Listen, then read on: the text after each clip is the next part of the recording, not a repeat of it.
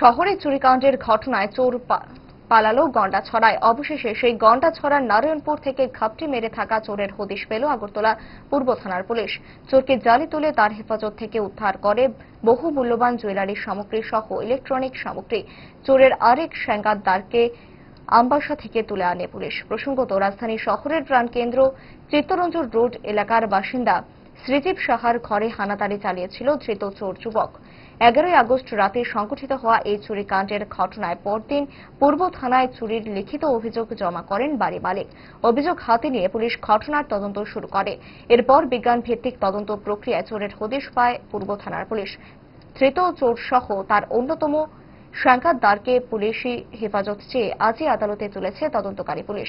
আজ সংবাদ মাধ্যমে থানা আধিকারিক কৃষ্ণধন সরকার জানান,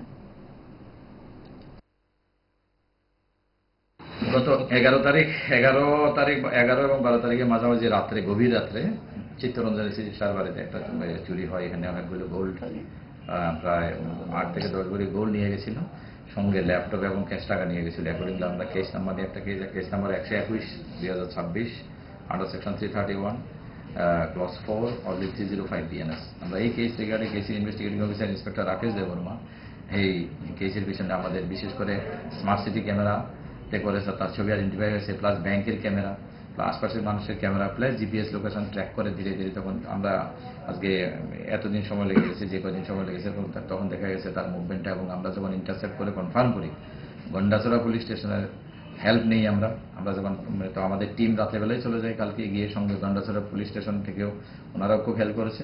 গিয়ে আমরা নারায়ণপুর যে বাড়িতে আমরা